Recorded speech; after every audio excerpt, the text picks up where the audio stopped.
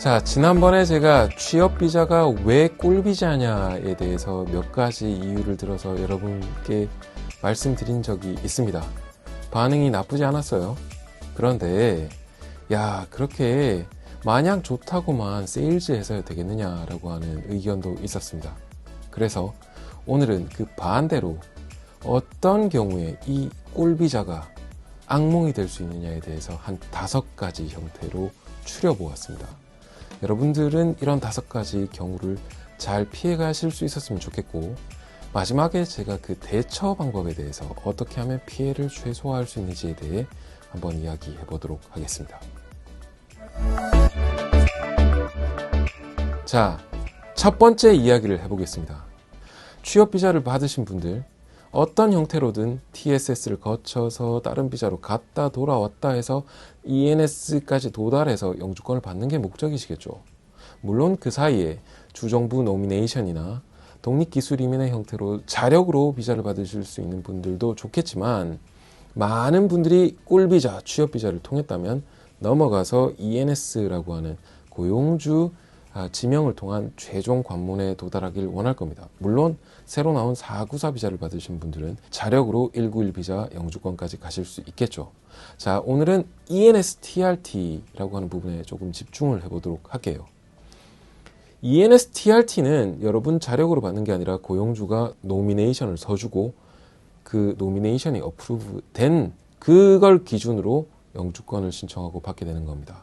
그런데 고용주가 아예 여러분들 비자에는 관심도 없이 그냥 있는 거 다 빼먹고 해서 회사가 엉망이 되었어요.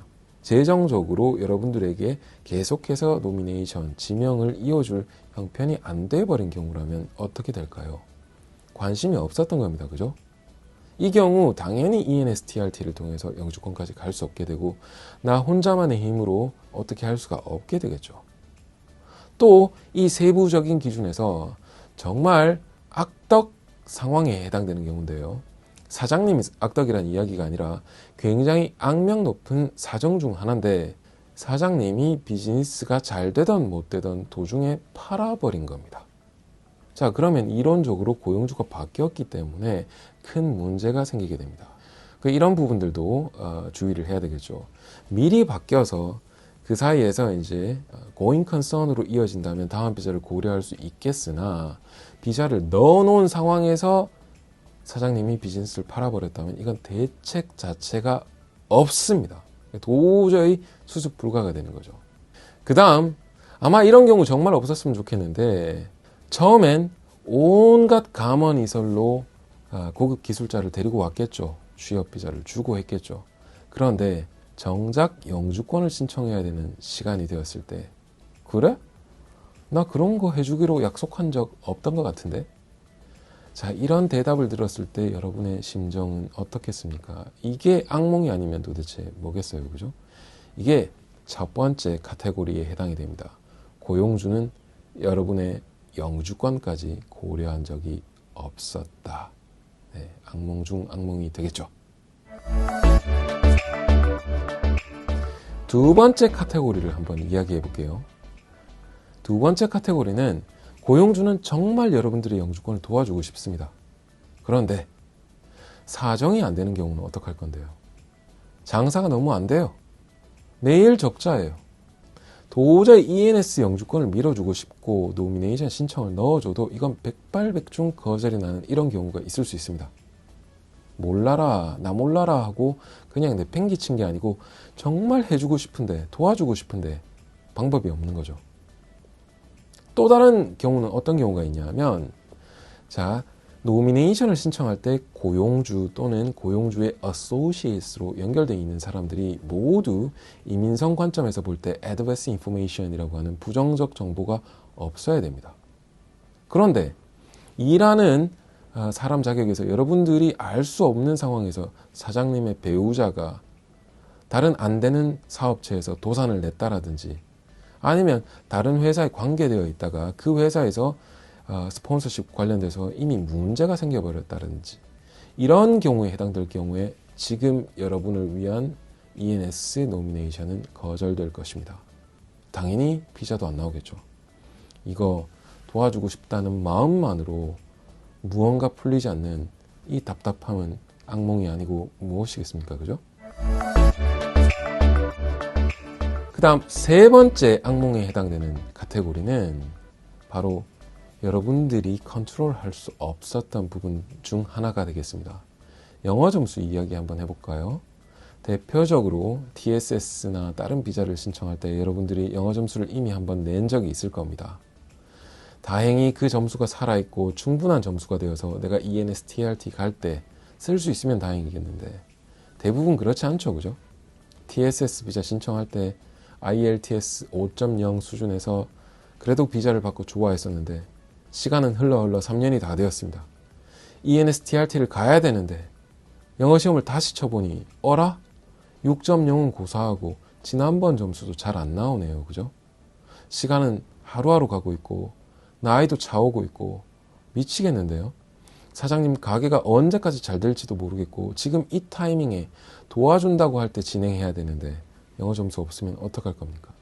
이 모든 부분은 악몽을 자초했다라고 볼 수 있습니다. 미리 준비했었어야죠, 그죠? 3년이라고 하는 시간이 있었으면 그 사이에 미리미리 시험을 치고 준비를 해야 됩니다. 자, 이 부분은 충분히 픽스할 수 있는 부분이라고 생각이 되죠.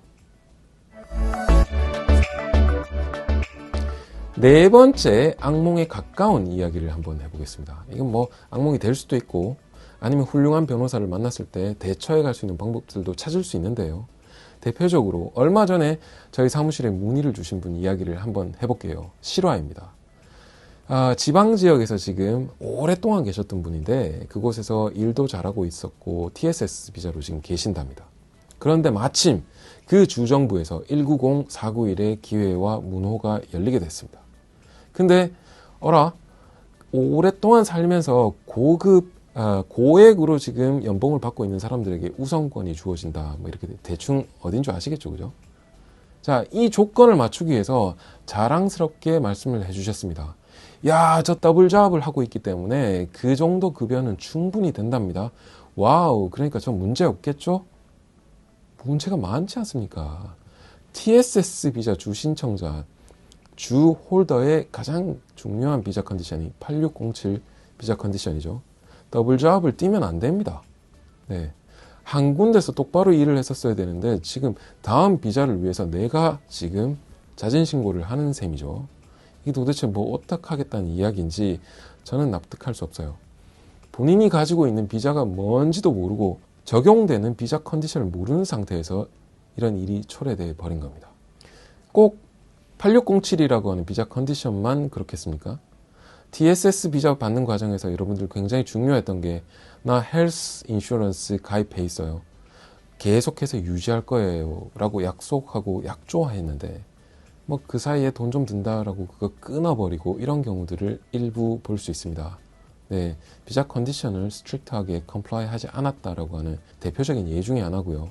이 부분도 각별한 주의가 필요합니다. 그 외적으로 또 하나는 물론 TSS 비자로 지난 3년 동안 일을 잘했다면 그 가게에서 내 자리가 완전히 있음을 소명할 수 있겠죠. 그런데 안타깝게도 사장님이 어이 A군 내가 도와줄게. 내가 이 비즈니스는 파는데 회사는 그대로 있어. 이 PTOL LTD 그대로 살려서 그냥 급여 주고 있다가 야 영주권 갈 때까지만 같이 버텨보자. 화이팅! 네, 제뉴인 니드가 보증이 안 되죠. 일자리가 없는데 뭐 급여만 나오면 ENSTRT가 그냥 나오겠습니까? 이건 시작부터 잘못된 단추라고 말씀드릴 수 있습니다.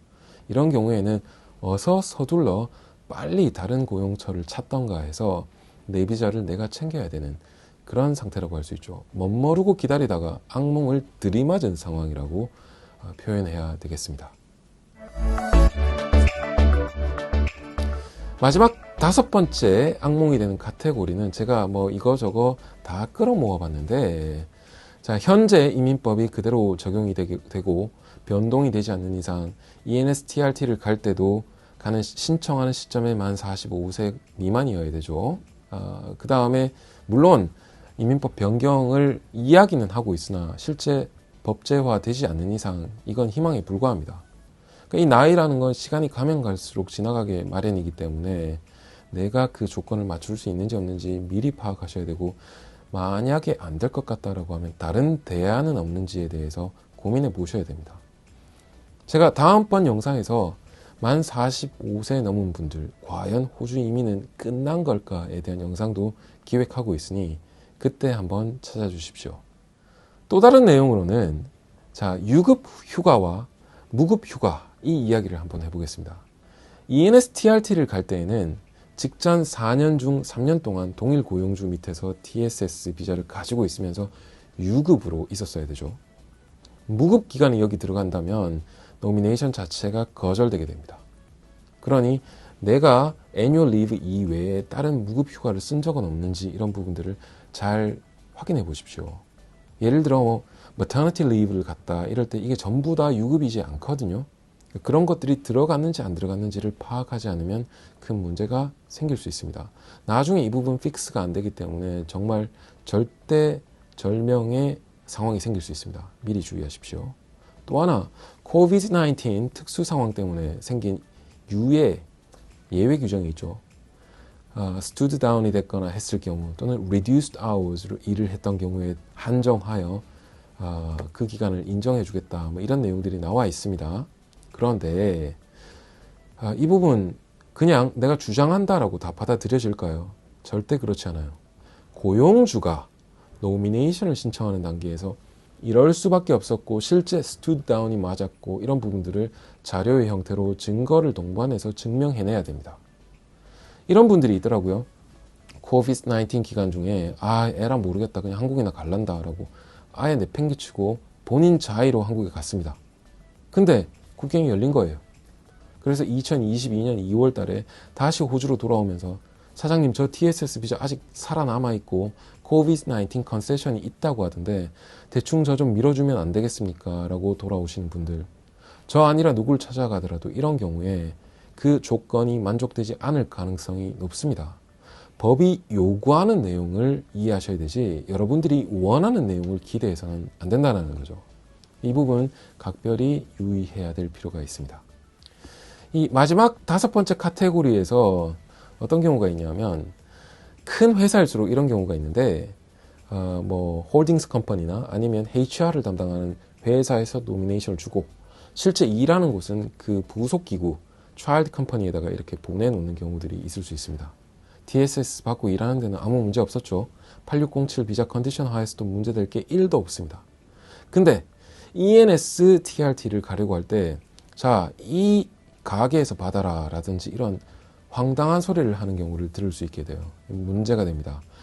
왜냐하면 직전 노미네이터 TSS 노미네이터 자격으로서 3년 동안 일을 했었어야 되기 때문이죠. 그걸 못 맞추기 때문에 큰 문제가 되고, 반대로 이 HR 담당하고 있던 회사에서 TRT를 하고 싶다라고 할 때도 이슈가 디렉트 컨트롤 하고 있느냐, 이런 부분들에 이슈가 있을 수 있고 풀어야 될 숙제가 많이 있습니다. 단지 TSS를 받았고 3년을 버텼다라는 게 ENSTRT가 승인될 거라는 보증이 되지 않는다라는 점 명심하십시오. 자, 악몽 같은 이야기들을 많이 들어봤습니다. 그런데 이제는 이런 부분들을 줄이기 위해서, 피해를 최소화하기 위해서 취업비자를 밟아가시는 분들이 그 꿀같은 단맛을 계속해서 이어가는 가장 최선의 방법에 대해서 한번 말씀 나눠볼게요. 짧게 가겠습니다. 자, 사람은 대화를 통해서 서로를 이해하고 입장을 찾아가고 다른 논리를 수용하고 받아들이게 되죠. 그죠? 그래서 취업비자를 통해서 싫으나 좋으나 고용주랑 적지 않은 기간 동안 함께 달려야 되는 그런 상황에 놓이게 되는 여러분들, 대화를 많이 하십시오. 내 회사가, 내 가게가, 우리 사장님이 지금 형편이 어떤지에 대해서 똑바로 알아야 됩니다. 재정 상황은 괜찮은지, 내 자리가 계속해서 필요한 자리가 맞는지, 비즈니스를 팔고 싶은 생각은 있는데 나 때문에 못 팔고 있는 건 아닌지, 도대체 판다면 언제 팔려고 약속하고 있는 건지, 계획하고 있는 건지, 이런 부분들 대화를 통해서 반드시 푸셔야 됩니다.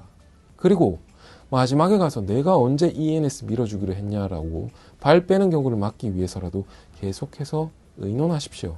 사장님, 저는 이 비자를 받고 늘 감사하고 같이 오랫동안 일을 했으면 좋겠다라든지, 물론 마음에서 우러나야 되겠죠. 이런 대화를 해갈 때 여러분을 위해 줄 수 있고 여러분도 그 회사에서 내 목소리를 낼 수 있습니다. 그리고 제발 약속 좀 지키세요. 얼마 동안 일하기로 했다고 하면 그걸 일해야지. 비자만 나오면 때려치워야지. 이런 생각은 그렇게 바람직하지 않다라고 생각합니다. 조건이 조금 불합리하다면 그 조건을 바꿔달라고 이야기를 해서라도 여러분들이 풀어가는 게 맞다라고 생각을 합니다. 그리고 제발 이민에 대해서 열심히 공부하십시오. 그게 정보의 형태여도 좋고, 여러분이 법전 보고 읽고 할 필요는 없겠지만 동향이라든지 누구 잘된 케이스, 안 된 케이스에 대해서 귀를 열고 좀 들어볼 필요가 있습니다. 아까도 성공의 법칙을 말씀드린 적이 있죠. TSS 비자 받고 3년 버텼다고 ENS 영주권이 바로 나오는 것이 아닙니다.